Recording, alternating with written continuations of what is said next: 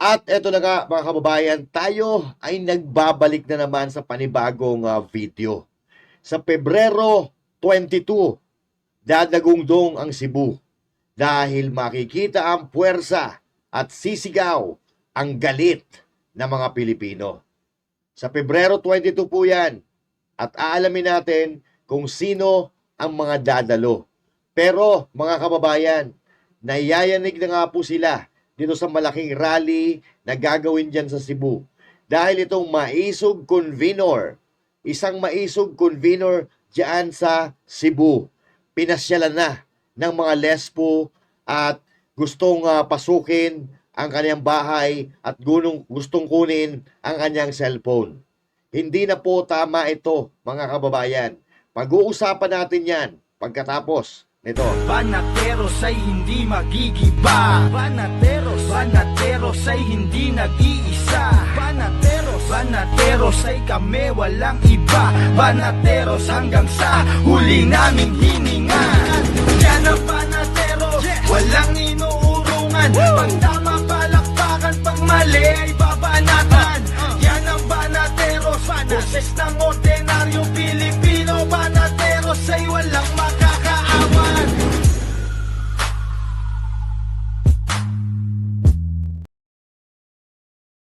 At eto na nga at magandang araw Luzon, Visayas, Mindanao at sa mga kababayan nating OFW, mga immigrants sa iba't ibang panig ng mundo. Magandang araw po sa inyong lahat. Kumusta kayo?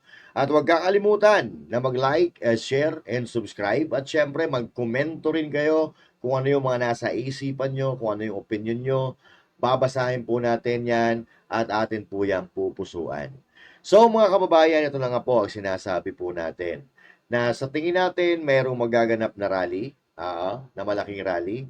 At this time, sa pagkakataong ito, mga kababayan, mangyayari yan sa Cebu. Okay? Sa Pebrero 22 yan, mga kababayan. At ito po ay pagkontra doon sa pag-impeach kay VP Sara Duterte at iba't iba pang problema ng Pilipinas, issue na hindi natutugunan ng ating pamahalaan. So mga kababayan, ito po ay karapatan ng mga Pilipino na i-exercise po natin ang ating karapatan sa malayang pananalita, press freedom. Pero mga kababayan, dahil nayayanig po sila dito sa malaking rally na gagawin diyan sa Cebu, abay pinag-iinitan po nila ang nag-o-organize po ng rally na ito. I don't know. Ngayon mga kababayan, hindi po natin alam kung ano yung grounds kung bakit siya pinasyalan sa bahay. Parang pinapasok po ang kanyang bahay at gustong kunin ang kanyang cellphone. Ito pong sinasabi natin na maisog na walang iba kundi si Mr. June Abines, mga kababayan. Tingnan po natin at ipakita ko sa inyo kung ano po yung kanyang pinaka-latest post. No? Ngayon po ay biyernes ng madaling araw na po, 12:38 in the morning, ano, dito sa ating relo. At ito po mga kababayan, ibabalita ko sana sa inyo, mga kababayan, itong rally na gagawin dyan sa Cebu. Pero habang tayo ay pinag-aaralan po natin at sinecheck natin yung legitimacy nitong gagawing rally dyan sa Cebu, nakita po natin ito. Bagong-bago. This was posted by Ernest Abines 23 minutes ago. Ang sabi niya dito, PNP are now seizing my home and my phone. Oo. Gustong kunin ang kanyang bahay, gustong kunin ang kanyang telepono. Bakit? Anong grounds? So sa ngayon mga kababayan, hindi mo na tayo mag-i-speculate, no? Baka may iba pang dahilan kung bakit siya pinag-iinitan, kung bakit gustong pasukin, kunin ang kanyang bahay at ang kanyang cellphone. Pero ang malinaw po dito, mga kababayan, si June Abines ay masugid na taga-suporta ng mga Duterte. Now, kung may iba pang dahilan ang mga kapulisan, kung bakit siya ay pinasyalan, ay hindi po natin yan alam. Pero kung ang rason nila, kaya siya ay kukunin ng kanyang cellphone ay dahil sumusuporta siya sa mga Duterte, aba, hindi po tama yan. Hindi po tama yan mga kababayan. Dahil nawawalan na po tayong karapatan, nawawalan tayong press freedom, tinatanggal na nitong mga hayop na to ang ating karapatan. So now, eto po, mga kababayan, dyan sa Cebu, sa mga Duterte supporter, baka pwede naman, ha? Hindi ko po sinasabing makialam po kayo sa mga kapulisan. Alamin po natin kung ano yung grounds, kung bakit siya kinukuha sa kanyang bahay, kinukuha ang kanyang cellphone. Alamin po natin kung ano yung dahilan, kung bakit nangyayari yan. Pero kung ang dahilan dahil sumusuporta siya sa mga Duterte, abay hindi tama yan. Lalong magwawala ang taong bayan dyan. Pero ganun pa man, mga kababayan, tuloy na tuloy pa rin ang rally. Nakakasala po ito at alamin po natin kung sino ang mga dadalo. So panoorin po natin ang video na ito. O ito, mga kababayan, umpisahan. Kasado na ang gaganaping Cebu People's Indignation Rally sa Mandaue City, Cebu sa Pebrero 22. Ito ay bilang pagtutol sa impeachment complaint laban kay Vice President Sara Duterte at paglaban sa iba't ibang problemang kinakaharap ng bansa ngayon. Narito ang balita ni Aileen Navarro. Gipadadhan na to imbitasyon ang tulo ka mga Duterte, no? Foremost of which is the former president, no, si PRRD, si VP Sara o si Mayor Basti, no? Pero so far, as of this morning, ang ni-confirmar pa lang mo ari og motambong is the former president, no? Si Pangulong Rodrigo Duterte. Ni-confirmar na pod ang duha ka senatorial candidates nga si Attorney Vic Rodriguez o si Congressman Rodante Marcoleta. So far kanara sila sa mga national prominent figures. Ito ang inanunsyo ng hakbang ng Maisog Cebu sa ginanap na media press conference Biyernes ng umaga. Nilinaw naman ni Attorney Irene Caballes, TAPS Coalition Lead Convener, na tanging mga ordinaryong mamamayan ang taga-suporta nito para maisagawa ang naturang malaking pagtitipon. So when you say na where is the support coming from? The support is coming from the common tao. Yan, It's organic. really coming from the people themselves. Yung walang tutulong sa iyo, so you just help yourself, and in the end you see someone else also in the same situation, you help each other. Yun talaga ang nangyari. Matatandaan Yan. So ito mga kababayan, sinasabi natin lagi na ang mga suporta ng mga Duterte ay organic. Wala pong bayad yan, hindi yan binayaran. Nanggagaling sa kanilang puso ang pagsuporta dito sa mga Duterte, mga kababayan. Yaan ay maraming beses na po nating napatunayan, walang bayad-bayad, kusang sumasama, kusang sumusuporta para ipakita ang kanilang pagkadismaya sa nangyayari sa ating bansa. Okay? Tuloy. ang una na nilang ikinasa noong Pebrero 16 ang Cebu People's Caravan bilang pagtutol sa impeachment ni Vice President Sara Duterte dahil naniniwala silang political persecution ang ginagawa nila laban sa pangalawang Pangulo at kasama na rin na nilalabanan ng Maisog Cebu ang matinding korupsyon at krimen bunsod ng illegal na droga. Ayon kay June Abines, lead convener ng Okay. So ito po si Mr. June Avines, no? Nagkita na kami nito, siguro mga 2 beses. Pati yung kanina nagsalita, si Mr. E.V. Ogalbot, kaibigan natin yon. Mga makailang beses na rin kami nagkita at mababait yung mga tao na yan. Matapang at may ipinaglalaban, may paninindigan. Okay? Yan ang mga taong yan. Pakinggan po natin si Mr. June Avines. Ang hakbang ng Maisog Cebu, ito na ang panahon na muling ipakita ng mga Cebuanon ang mainit na pagsuporta nito sa mga Duterte na tanging hangad ay kaligtasan at kapakanan ng mamamayan. Kini nga Cebu People's Indignation Rally, ang atong gitan-awani nga ang kinabag-an nga mga Cebuano makapakita sa ilang sentimento pinaagi sa rally. Kay nahurot na ang tingog, nahurot na mga pulong sa social media, sige na lang og saba, depressing na kayong situation, pero wa gyud nahitabo, walay plano ang atong administration to correct their wrong deeds. In fact, naapa sila mga news nga okay ra daw ang Pilipinas, wala daw krimen, wala daw problema sa atong ekonomiya, noise ra daw. Muna ang mga tao, instead of saying words, mga social media nga post, muhimo na tag-action. Biyernes ng umaga, todo paghahanda na ang Duterte supporters kasama ang hakbang ng Maisog Cebu Core Group. Bukas anya ang indignation rally para sa lahat ng Subuanong nais makiisa sa pagprotekta kay Vice President Sara Duterte at paglaban sa kamalian, pagkukulang at anomalya ng kasalukuyang administrasyon. Ang indignation rally ay gaganapin mismo sa Pasilong sa Paradise, tapat ng AAA Restaurant sa Mandaue City, Cebu. Alas 4:30 ng hapon hanggang alas 11 ng gabi. Para sa Diyos sa Pilipinas nating mahal, Aileen Navarro, SMNI News, Cebu. Yan. Thank you, Eileen Navarro. Yan. So ito, mga kababayan, February 22, ngayon na pala yan, umaga na eh. Alas 12:45 na madaling araw. Habang ginagawa natin ang video na ito. At mamaya, mga kababayan, alas 4 ng hapon, gaganapin na po yan dyan sa Cebu. At balita po natin, marami po ang dadalo dyan. Dahil yung nauna nilang ginawa na rally dyan sa Cebu ay tinaluhan yan ng mga Duterte supporters na nanggaling pa sa iba-ibang bayan, iba-ibang lugar. So now, this time mga kababayan, ay talaga namang mayayanig ang Cebu dahil napakarami po ng gustong sumuporta dito. Yung nakaraan mga kababayan, short notice yun, short notice at hindi masyadong napaghandaan. Pero itong gagawing rally mamaya, ito po ay napaghandaan na. Okay? So, ibig sabihin, organisado na po ito, organized na. Pero ang problema, yung convenor ay, eto na ngayon, ang post niya. PNP are now seizing my home and my phone. So, i-reload natin.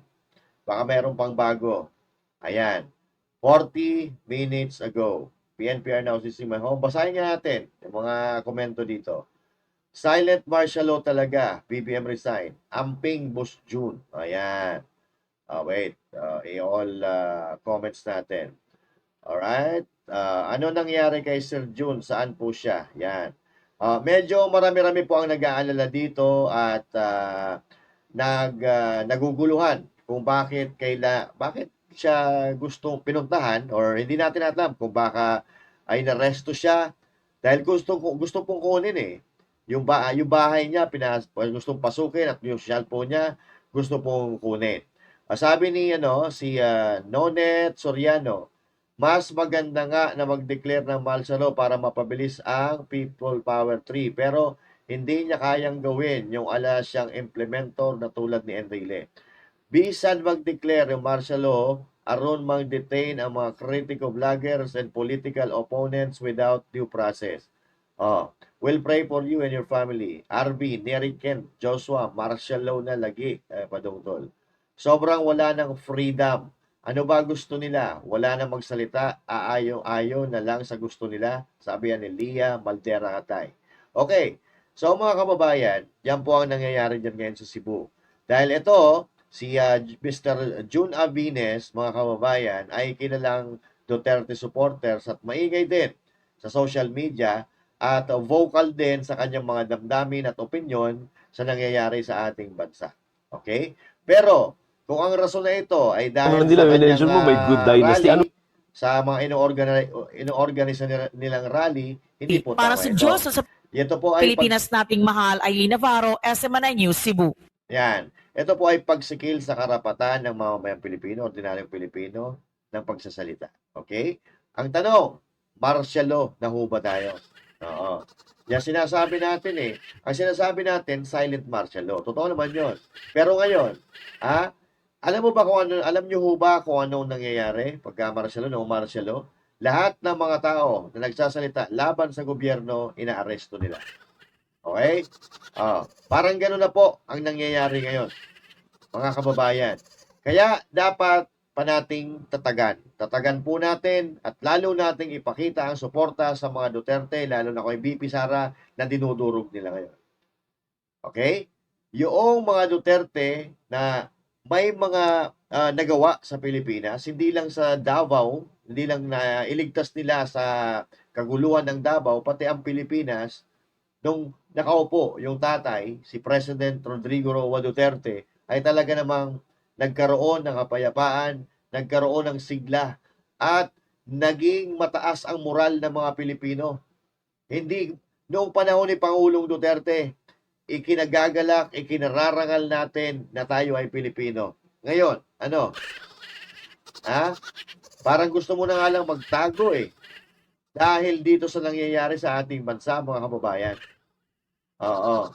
Kung sino pa yung may magagandang naiambag sa Pilipinas, yung pa ang kanilang pinag-iinitan. Yung mga walang nagagawa, eto mga kababayan, yung masigasig, nabanatan, durugin, at pabagsakin ng mga Duterte. Pero dahil hindi nila po kaya na pabagsakin ng mga Duterte, ay siyempre, yung mga taga-suporta ng Duterte ang kanilang kinikipit. Katulad ni Pastor Apollo Kibuloy, and kanina, yung pinakita natin, June Abines, may mga pulis daw doon sa bahay niya. Gustong kunin ang cellphone niya. What's happening to our country right now is not right. It's not right anymore. Wala na sa hulog, mga kababayan. Kaya tayo, patuloy po nating suportahan ang mga pag-asa ng ating bayan na walang iba kundi mga Duterte. Alam po natin yan. Si Pangulong Duterte, binigyan tayo ng honor, binigyan tayo ng kapayapaan, at binigyan tayo ng kahit papaano magagandang infrastruktura na ngayon ay ating napapakinabangan. Diba? So ngayon, ano ba napapakinabangan natin? Ano mapapakinabangan natin kung nakafocus po sila sa paggurgur sa kanilang mga kritiko? Kung nakafocus sila doon sa mga pumupuna sa kanila. Wala talaga silang matatapos na trabaho niyan. Katulad ng tunay na nangyayari. Kaya mga kababayan, itong laban na ito na pinagdadaanan ng mga Duterte, pinagdadaanan ng mga supporter ng mga Duterte, ay laban po ito ng Pilipino. Laban po ito ng mga Pilipino na may pangarap na ang bansa natin ay umasenso. Diba? Nakikipaglaban tayo sa masama, nakikipaglaban tayo sa mali, at gusto natin yung tama lang. Diba? Yung tama, mga kababayan. Kaya alam nyo, napakasarap ipagtanggol ng mga Duterte. Kahit sabihin pa ng mga kritiko ng mga Duterte or galit sa mga Duterte, na kahit ano pang sabihin nilang negatibo, habang binabanatan nila ang mga Duterte, lalong lumalaki ang pagmamahal ng mga Pilipino diyan sa mga Duterte.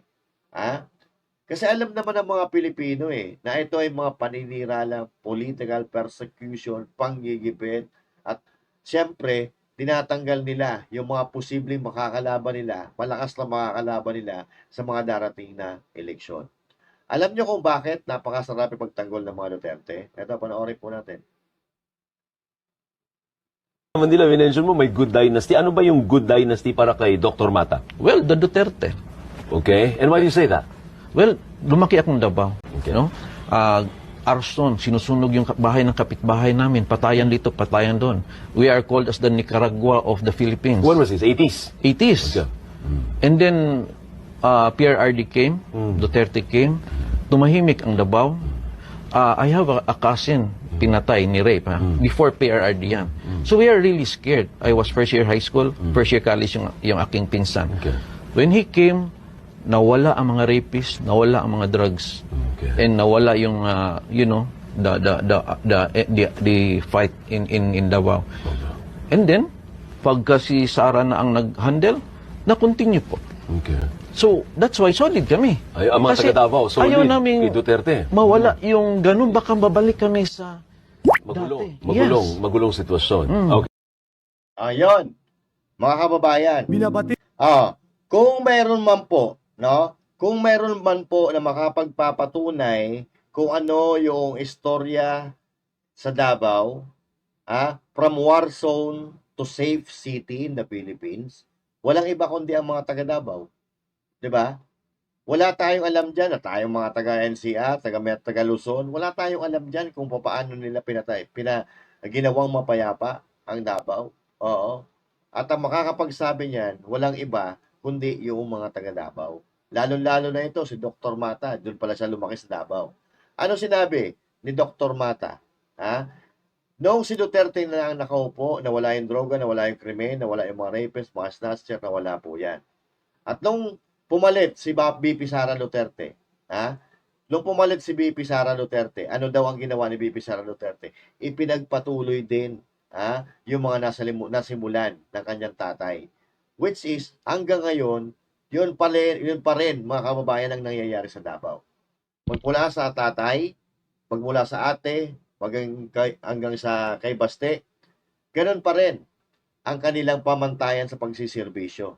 Panatiliin na mapayapa, malinis, at ligtas ang Davao.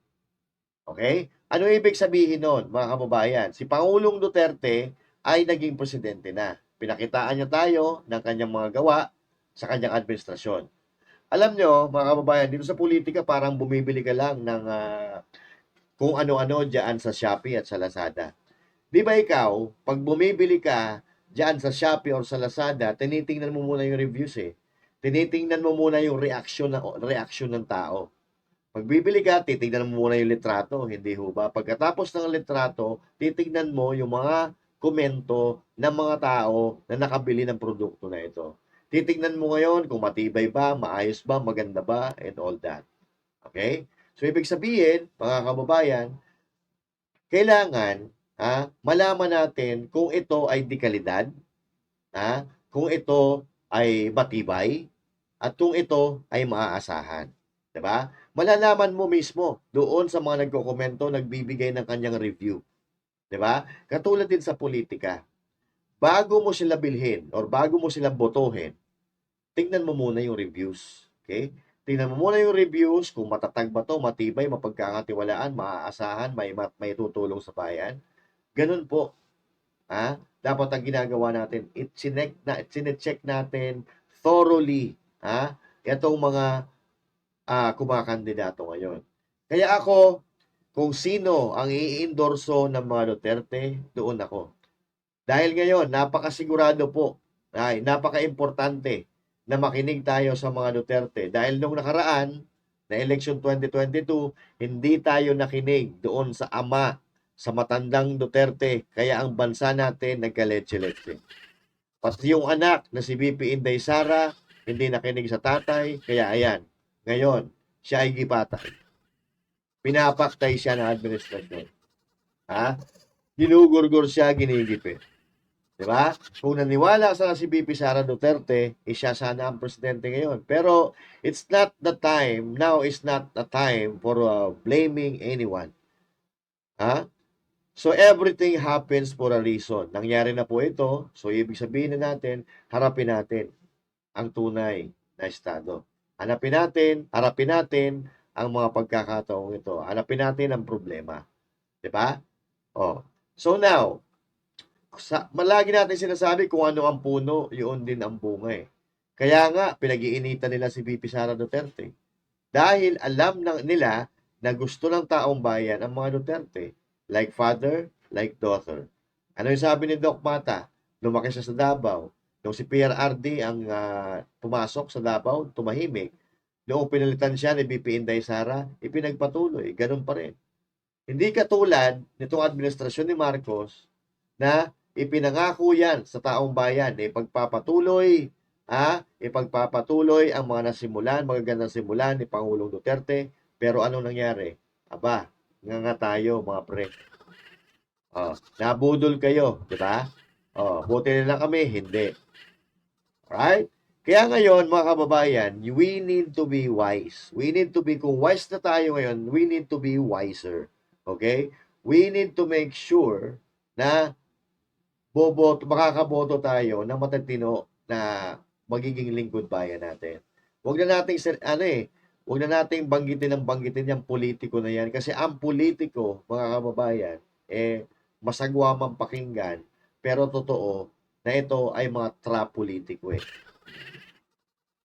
Tawagin natin silang leader. Katulad ni Senator Bato, fighter, si Jimmy Bondoc, lover, si Pastor Apollo Kibuloy, leader. Diba? Kaya ako, kung sino ang i-endorso ni Pangulong Duterte, ni VP Sara Duterte, yun ang iboboto ko. At isa na ito sa kanyang mga in-endorso. Ito. Binabatikos, pinaparatangan, at dinudungisan nila ako. Ganyan sila katakot. Pero sino ba ang totoo sa serbisyo at may dedikasyong magsilbi? May surprise yan, surprise. Ganito kayang kamay yan? Ikaw, Senator Bato de la Rosa, Yun. ang patuloy na sumusuko sa iligal na droga. Ikaw, Senator Bato, ang kalaban ng kriminalidad at korupsyon. Ikaw, Senator Bato, ang kailangan ng Pilipino. Matibay ang bato. Hindi matitibag ang bato. At misyon tong pangalagaan ang buhay niyo. Gusto ko, ligtas kayo. Taga nyo sa bato. Yes, sir, sa Senado. Ayan. Yan ang sinasabi natin, mga kababayan. Baka magpabudol na naman kayo. Baka bumoto na naman kayo kaalyado ng alkansya doon sa kabila. Ha? So, wag na po kayo magpapabudol, mga kababayan. Dahil ulit-ulitin natin kung ano yung puno, yun din ang bunga. Ngayon, ang puno, si Pangulong Duterte, sa eleksyon 2025, ang puno dito sa atin, si PRRD, ang puno sa kabila, si Bongit. Okay? So, nasa inyo na po yan, mga kababayan, kung sino talaga ang pipiliin nyo. Sabi nga ni PRRD, kung sa tingin nyo, maganda buhay nyo ngayon, mura bilihin ngayon, iboto nyo si Marcos. Pero, kung hindi nyo nagugustuhan, yung nangyayari sa administrasyon, iboto nyo yung mga kaalyado ni Marcos. Pero kung hindi nyo naman nagugustuhan, iboto nyo yung PDP laban, di ba? Kasi yung PDP laban, matatag talaga yan. Kung magkakapanipaniwala yung kanilang mga tinuturan. Yung mga sinasabi nila, reachable, doable yung mga sinasabi nila. Hindi katulad doon sa kabila, na puro pangako mula ng 2022 election, nangangako pa rin hanggang ngayon. Oo. Kaya ako, kung sino ang ibobo ay kakandidato ni Rodrigo at ni BP Sara nyo, BP Sara nyo tuloy, BP Sara, doon yan ang susuportahan natin. Isa pa ito sa susuportahan natin. Pastor Kibuloy, ang iboto sa balot. Number 53, ipanalo natin siya. Yeah! Yan. So, yun po mga kababayan. Yun po ang number 1. Number 53, Pastor Apollo Kibuloy, Bato de Rosa, Bongo, Hinlo, Bondo, at sino pa ba? What's the other one? Ipe, si Philip Salvador, si Atty. Vic Rodriguez, sino pa ba yung isa doon? Si Doc Mata. Yan, oo. Yung nagsalita kanina. Yan, mga kababayan. Yan po ang patunay, yan po ang dahilan kung bakit natin si BP Sara patuloy na sinusuportahan. Dahil sinimulan ng ama niya, inayos, ipinagpatuloy niya hanggang sa ngayon. Maganda ang Davao nung napunta doon sa kanilang bunso na lalaki, si Mayor Basti Duterte. Kaya, mga kababayan, no matter what they say, no matter what the critics of Duterte will say, I don't think the people will believe that. Kasi, unang-una, mga kababayan, kapag ikaw ay bumoboto, para kang bumibili rin ng pagkain. Okay? So, may dalawang nagtitinda. Halimbawa, may dalawang nagtitinda ng pagkain. Yung isa, may pre-taste. Yung isa, wala. Ayaw ipatikim. Okay? So, dito sa kabila, pinatikim ka, nagustuhan mo yung lasa. Pero, curious ka sana doon sa kabila kung ano yung lasa di ba? Para may option ka. Pero, ayaw niya ipatikim. Ayaw niya ipatikim dahil wala siyang pre-taste, siguro. Hindi masarap yung kanyang paninda. Kaya ngayon, kung ikaw bibili ng pagkain, may pre-taste at sa yung wala, yung bibilin ko na yung may pre-taste na napatunayan ko na kung ano yung lasa. Katulad din yan sa grupo ng mga Duterte sa PDP laban, sa mga kandidato. Dahil kung ano ang puno, yun din ang bunga. Pag nanalo ang mga taga-PDP laban, walang ibang susundin yan, kundi yung kanilang pinuno na walang iba si President Rodrigo Roa Duterte. So, kung ano yung puno, kung ano yung ginawa ni PRRD, kung ano yung nasa isip ni PRRD na pagpapaganda sa ating bayan, mai-relay niya yan doon sa mga senador na taga-PDP laban na sigurado ako mananalo, mga kababayan. So, eto na ang pagkakataon natin para baguhin ang direksyon ng Pilipinas. Kasi ngayon, parang wala na po Wala nang direksyon, kanya-kanya ng tibagan, kanya-kanya na ng katkong, kanya-kanya na ng nakaw, ang dami na pong demonyo sa bansang Pilipinas. Huwag na po nating sa politika ng Pilipinas, huwag na nating dagdagan. Doon tayo sa mga matitino. Although ito, si Senator Bongo at sa Senator Bato ay incumbent na sa pagkasenador, pero at least naninindigan sila. At mayroon ng mga nagawa si Senator Bato de la Rosa regarding sa peace and security ng Pilipinas na ngayon ay hindi niya ma-exercise dahil sa kaalyado ng mga Duterte, siya din ay isa sa mga pinag-iinitan. Pero panalo, Senator Bongo, congratulations sa team, congratulations sa videographer at sa gumawa nitong ads mo. Panalo, okay? Basta ba to, hindi magigiba. Kaya, mga kababayan, sa Duterte team tayo. Duterte team dahil subok na, maaasahan, may nagawa na, at may magagawa pa. Kaya mga kababayan, alalahanin po natin itong nakanyari 3 years ago.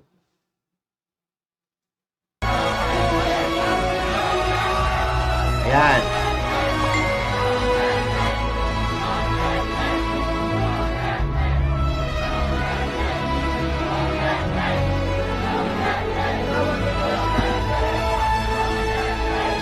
Ito lang yung Pangulo ng Pilipinas na minahal ng tao ng todo-todo.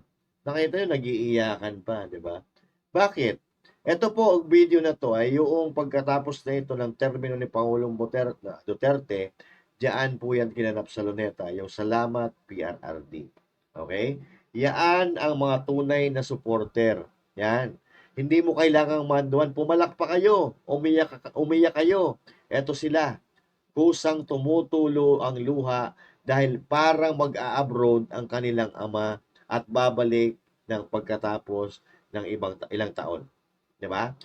Sa mga may tatay dito or mga magulang na nag-a-abroad, parang ganun eh. Pag umuwi, pag aalis yung mga magulang ninyo, parang malulungkot kayo, maiiyak kayo, dahil yung nakasanayan mo na ginagawa nila ay parang mapuputol na. And PRRD's case, yung mga magagandang ginawa niya sa ating bansang Pilipinas, mapuputol na. Pero umaasa sana yung taong bayan na ipagpapatuloy nitong papalit na administrasyon yung kanyang mga nasimulan. Pero hindi po nangyari yon mga kababayan dahil mataas na porsyento dito sa ating mga kababayan na budol-budol man. Okay? Akala nila ipagpapatuloy mga maganda na gawa ni PRRD, pero laway lang pala yun. Pangako lang.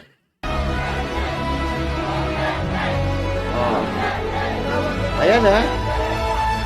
Nag-iiyakan sila.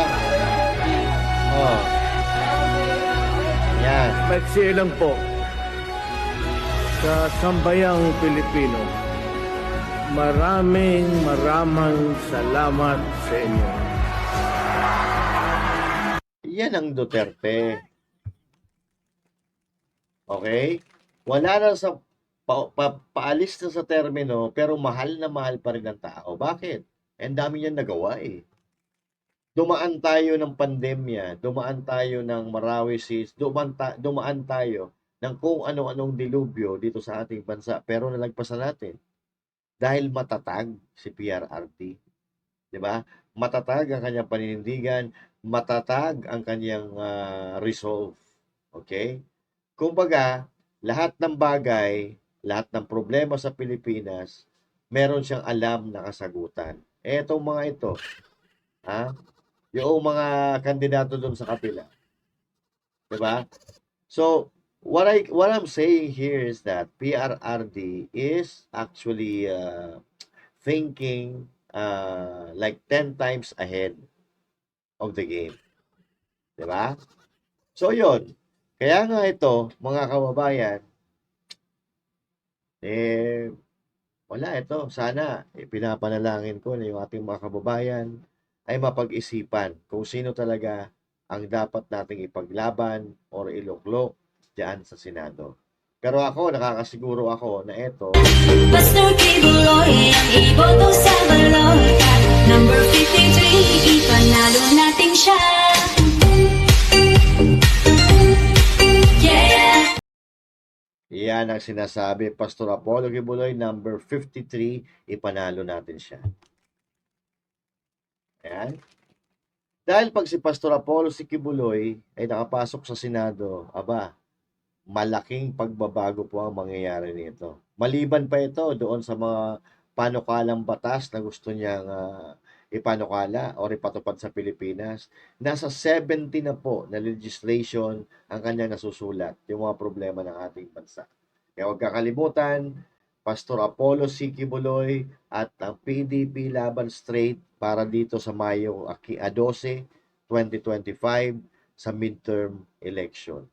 So now, mga kababayan, balikan natin yung post ni Mr. Abines and let's see kung ano ang lagay. I-refresh lang natin to. Refresh, reload. Yan. Baka mayroon siyang bago na... Okay, so wala na. 1 hour ago. So ito yung pinaka-last na post niya. Siguro baka kinulong na hindi po natin alam. So now, let's see kung ano mangyayari dito. Lahat po dito, galit na galit, galit na galit sila. Pero walang tawa. Walang tawa. Hindi katulad doon sa mga amo nila, na ang mga reaction ng mga tao ay puro tawa. Kaya nga nagdi-delete sila ng post dahil almost one na yung ha ha ha ha. Diba? So, eto mga kababayan, ito ang tunay na magkakapit kamay. Magkapit kamay para sa kaligtasan ng bansa nating Pilipinas. So now, kayo na po ang bahala. Kayo na po ang humusga kung sino ang napupusuan ninyo. Pero ako, ang isa lang sasabihin ko sa inyo, kay Pastor Apollo Sikibuloy, hindi kayo matatalo. Hindi kayo matatalo sa gawa, hindi kayo matatalo sa salita, hindi kayo matatalo sa kahit ano pa mang bagay. Ayan. Alright. So ito, mga kababayan, antabayanan po natin ito at kung sino man ang mga kaibigan nito ni Mr. John Abines, sana po ay matingnan nyo doon sa kanyang bahay. Baka mamaya mag-isa lang siya or kasama ang pamilya niya. Mas maganda pa rin yung meron kang testigo. Alright? And kay Sir E.B. Ugalbot, saludo po sa inyo sa pag-organize nitong rally na ito. At saka yung si babae na nagsalita kanina, nakalimutan ko yung pangalan. Okay? So, maraming salamat po sa pagtitindig ninyo sa ating bayan. So, meron pa ba tayong nakakalimutan? Wait lang. Mukhang wala naman, no? So, eto, mga kababayan, napag-usapan natin ngayon, maraming bagay yan. Pero, i-monitor natin yan. Oobserbahan po natin lahat ng mga bagay na nangyayari dito at lahat ng mga bagay na kailangang malaman ng mga tao. So now, hanggang dito lang muna ang ating video. Magkita-kita po tayo muli sa susunod nating upload. And once again, this is Master Judea saying thank you. God bless you all. And to God be the glory. Alright? So bukas, abangan po natin ang rally dyan sa Cebu. Mag-ingat po kayo. Happy weekend everyone. Saludo sa bawat mamamayang Pilipino na nag-iisip ng mabuti para sa kapwa Pilipino. Alright? Goodbye. See you.